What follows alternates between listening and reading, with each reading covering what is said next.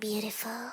Hello, lovers of the world. This is SZA speaking. I love listening to new music. It's really fun to find new things to obsess over, whether that's a new album, a new artist, or a new song. I'm always trying to chase that sense of joy and triumph of finding something new to love. Welcome to 2025. If you've been watching my past few videos, you know that I'm still working through my 2024 backlog, but Today, we are finally sharing what I listened to this year in January. If this is your first time on this channel, welcome. Ignore that last sentence that's not entirely relevant to you. But what you need to know is that basically at the end of every month, I like to reflect and rank everything that I listened to in the past month and put them in a tier list. We are going to start with a fresh, empty tier list. What I will be doing throughout the year is using the same tier list for the next couple of months because I really like to keep everything in the same place. It's a lot easier to not only compare how I feel about an album with another album, but it's also easier to keep track of everything that I've listened to that way,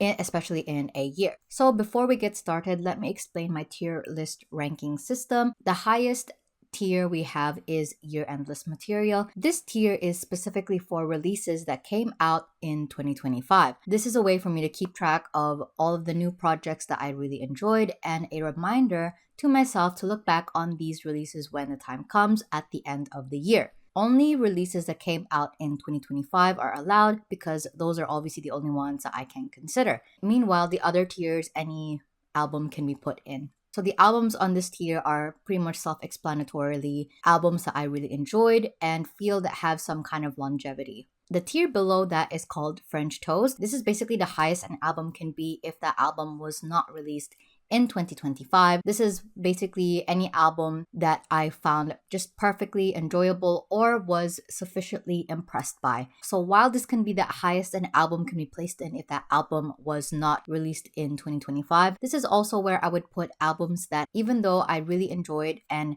was impressed by, I would not be considering for my year-end list. However, it's not set in stone, and if I feel like it grew on me over time, I'm more than willing to put that album as a contender for year-end list. The tier below that is called Gems Found in the Mind. These are albums where I found some few treasured tracks that stood out to me and will keep in my heavy rotation, but overall as a project was not sufficiently impressive, or albums that I could agree had tremendous effort but just were not for me, but still gave me a pleasant enough experience listening to it. And then the tier below that is called the most album ever. This is technically the most middle tier. I have nothing against the album itself. The listening experience was pleasant or decent enough, but nothing about it is memorable enough that will remind me that it exists, unlike albums in the tier above it. The tier below that is called, well, I learned something new. I'm down for expanding my horizons and I like to stay updated with releases, but if that album doesn't hit, then that's just that. This is where I would put albums that even though I did not enjoy, there's something about them I could still appreciate. Like maybe it taught me something new about a genre, or taught me something new about the artist who made the album, or just maybe taught me something about myself. Like for example, if I listen to an album and I'm like, ooh, I think I'm not really a big fan of this genre, then at least I learn that this is not really a style of music or a genre that I personally like. I think albums in this tier I have some level of respect for, unlike the albums I think in the most bottom tier, which I've called the eggs you break for your French toast, which is a more positive way of saying that I really didn't like the album, but I'm glad that I gave it a shot. In your search for music that you love, you'll just come across music that you don't like at all, and that's okay. I think that's kind of the point, right? Like, how can you like an album if you don't know what you dislike? And even then, I always hesitate to call an album bad because I find that when it comes to taste, all the things that you dislike about something tends to be all the reasons why somebody else might love that something else. And of course, vice versa. As a disclaimer, just because I put an EP or an album in this tier doesn't mean that I explicitly hate the artist who made it. I'm just grading that specific release. I will also add timestamps in the description so that if you want to skip to a particular album, you can do so, or if you don't want to hear my thoughts on an album, you can skip that as well. And now that that's out of the way, let's get to talk about what I listened to in January. The order in which I talk about the albums is the order in which I listened to them throughout January. So in the beginning of January, I listened to Hop by Stray Kids. This was released in 2024. I'm not sure when in 2024. I don't really keep up to date with Stray Kids. Stray Kids is a K-pop boy group that debuted in 2018. I'm not usually a fan of their music. In fact, I tend to ignore their releases unless they're kind of shoved in my face. However, I was on a call with my friend and he suggested that we rank the Stray Kids solo songs together, to which I replied, what Stray Kids solo songs? I have an interesting relationship with Stray Kids, mostly because I think there are more lows than highs in terms of their music for me. And when it's low, it's really low. But when it's high, it's really high. And this is such a clear example of that. So I did listen to their solos first, which is not actually the original order of the album. And this is the first time I know of Stray Kids giving all 9 of their members solo songs. Of course, as I said earlier, I don't really keep up to date with them explicitly, so I could be wrong. Now, one of my favorite things about K-pop is that it's very often you can easily find who or what is on the mood board of these music companies for these groups when they are creating the next project. I'm not explicitly saying that these companies are openly copying what other artists are doing or that they're just blatantly following trends. I'm saying that pop music is gonna pop music. It's about strategy. And I'm not going to begrudge a pop group for paying attention to global pop trends. Stray Kids is also one of those groups that write and produce their own music. They are influenced and inspired by their contemporaries, as is important for art.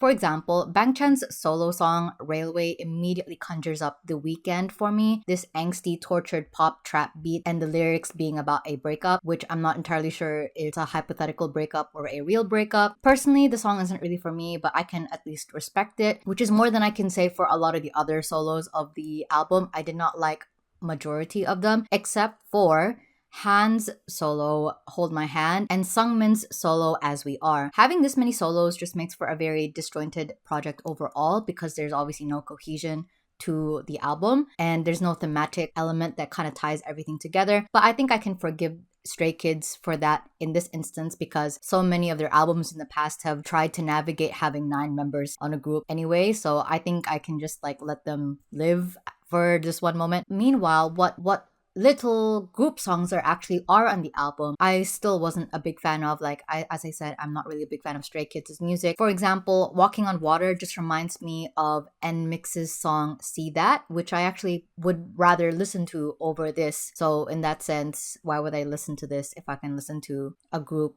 doing a similar sound, but that group I actually like? And yeah, aside from Han's solo and Sungmin's solo, my other favorite song was actually You featuring Tableau. I thought their incorporation of this very trendy, breakcore-esque beat very intriguing. In that sense, I think I'm just gonna put this in At Least I Learned Something New.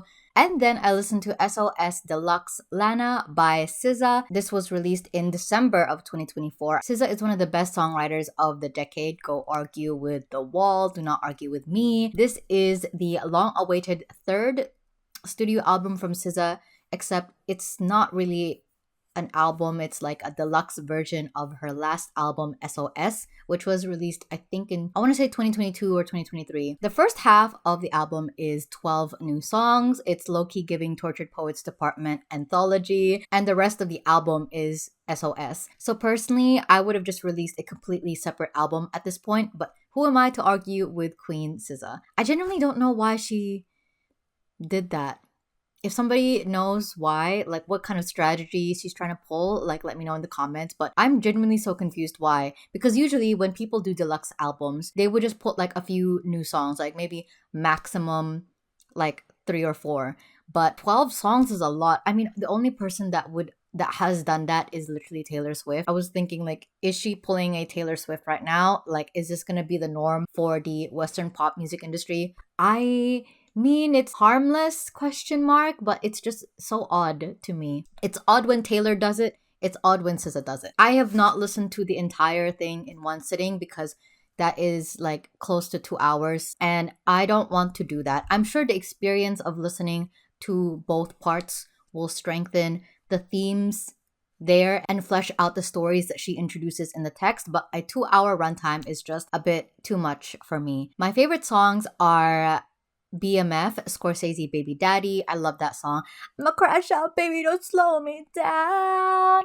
I hate to be the one, hate to be the one doing the most. Chill Baby, My Turn, 30 for 30 with Kendrick Lamar. Oh, that's delicious. So I love this album. I'm gonna put this in Year Endless Material, although there's like a part of me, like I make up a lot of arbitrary rules, and one of them is that since this was released in 2024, I shouldn't consider it for 2025 as Year Endless Material. Also, half of it is from SOS. On the other hand, it's like 12 new songs is basically an entirely new album. And two, because my cutoff date for my year end list for 2024 was specifically December, I think 6 or 7, this technically should count for 2025. But I think I'm just making things a bit too difficult for myself. So for now, we're just going to put this in Year Endless Material and move on. And then I listened to 1110011 by Asian Glow. This was released in 2025.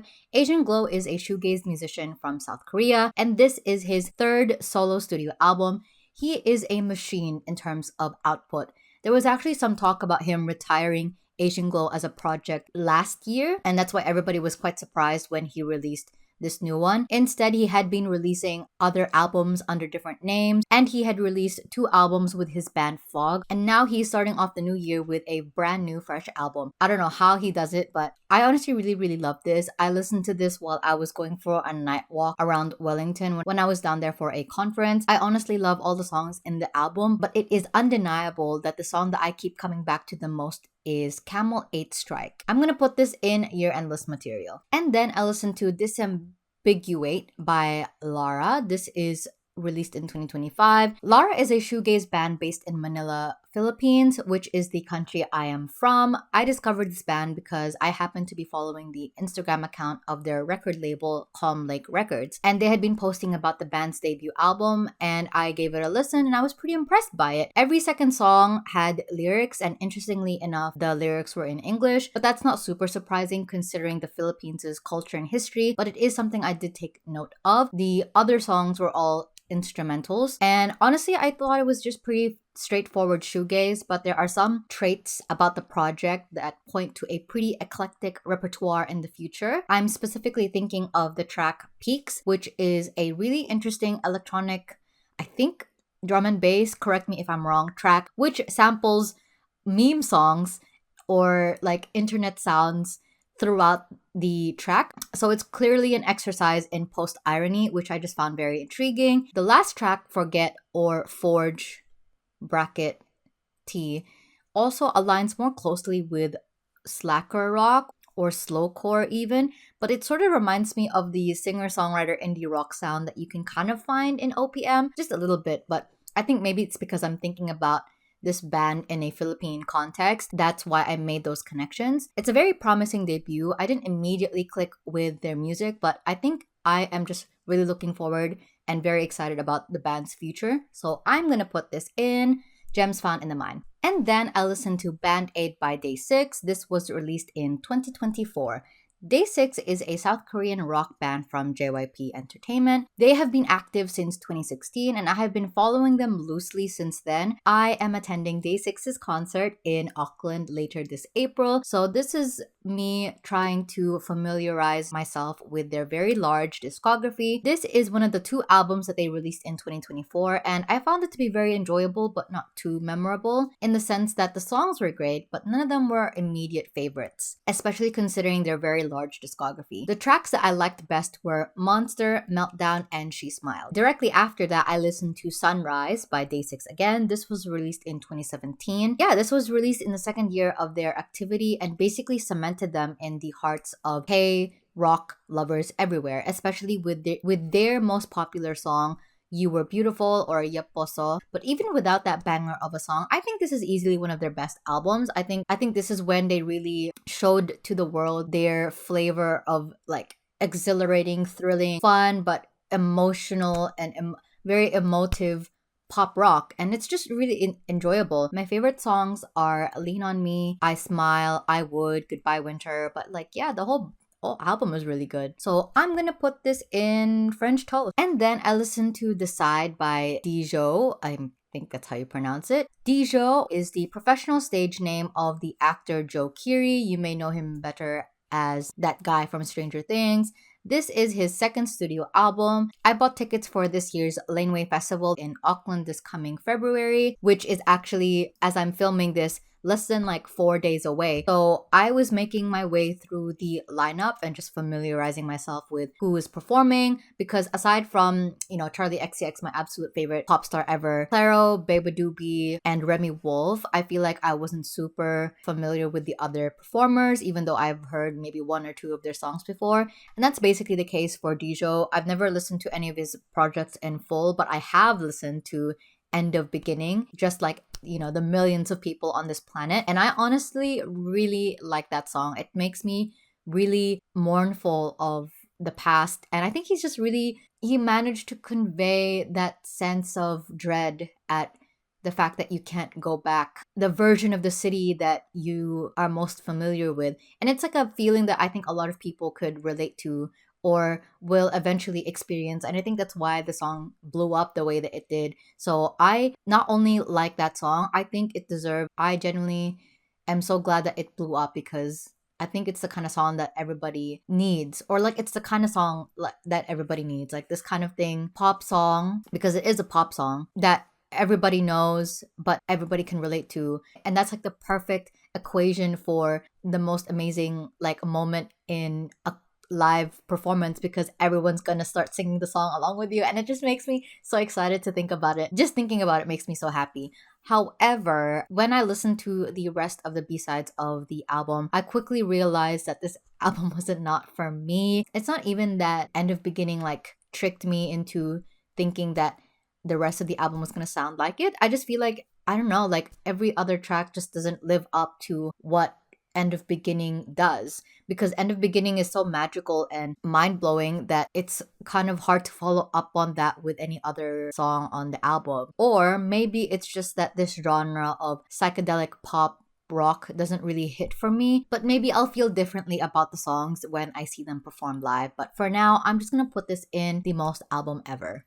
And then lastly, I listened to Her by Minnie. This was released in 2025. Minnie is a member of the K-pop girl group (G)I-DLE. This is her first solo project, and I was surprised by how impressed I was with it. Minnie's voice has always been widely praised by fans as unique and distinctive, and while I can agree with that, it just wasn't something I liked enough to seek out purposefully or for myself, because she has more control over the solo work and is not hampered by having to consider her other members, that I'm a lot more excited by how her voice sounds like in what she's making right now. Like after listening to the album, it finally clicked in my head why everybody was so obsessed with her voice. To be honest, the project is a little bit all over the place, as is with a lot of K-pop/pop albums are, but I think each track is pretty well done. She has a double single situation going on with Blind Eyes Red and Her. Blind Eyes Red is very The Weeknd, but it's so interesting because, of course, her voice is kind of cursive vibes, but when you kind of put it through this autotune that is so reminiscent of The Weeknd's or of pop trap in general, you get this really interesting texture that I don't think I see often in pop or in K-pop. So I think I was impressed by the execution of it, even though on their own, the components separately, I'm okay with, but together they make something kind of oh, that's so unique and interesting. The other song, Her, I mean, it's nice, but her delivery is really good, but I think the song itself, I'm just not a fan of. It just reminds me too much of Billie Eilish's song Bad Guy, which I famously hate. The other B-sides are pretty good. Again, they're a bit all over the place, but I think she does a good job of ordering the tracks in a way that the genres, even though they're completely different from each other, flow to something to the end. The song or the vibe that you start off at the beginning is a completely different vibe to what you end with, but because the flow of the tracks is done well, you kind of feel like you're taking on a journey. Valentine's Dream, I like. It's kind of a ballad that I think she pulls off very well. It's very romantic. It's okay. It's very sweet. And because (G)I-DLE's most popular songs tend to be very girl boss, girl crush vibes, I don't get to hear this side of Minnie's voice very often, so I'm really glad to see it here in her own solo work. And then I really liked the song that she did with 10. It's a sound that I did not expect from her or from 10. When I saw the track list and I saw that he was featured, I was thinking, oh, this is going to be a sexy, sultry, confident kind of song because that's what the persona of Minnie and Ten are. But when I listen to them, I'm like I think I think the collab was a very creative decision on both parties. Now I feel like I have a little bit more respect for both for embarking on this kind of sound. I'm actually gonna put this in French toast. All right, that's all I listened to in January. In total, I listened to 8 albums. It's not even close to my usual average per month, but because I was preoccupied with my trip, that did eat up a lot of my time. And I'm still desperate to get through my backlog, which is not even finished yet. So I really did not have the mental space to listen to that many new albums. But yeah, I hope you guys enjoyed hearing my thoughts on each one. Let me know in the comments what you think about the albums I talked about, or if you have any recommendations, feel free to leave them down there. And by the way, today's band t-shirt is the Beths. I got this at their concert, I believe in 2022. That's the end of the video. Please hit the like button if you enjoyed it. And if you want to see more of my work, you're welcome to subscribe. I try to post every week. We'll see what happens this year. My social media links are down in the description if you want to follow me there, alongside my Ko-fi and Patreon pages if you want to support my work. Otherwise, I can't wait to share my love with you again next time. I'll see you soon.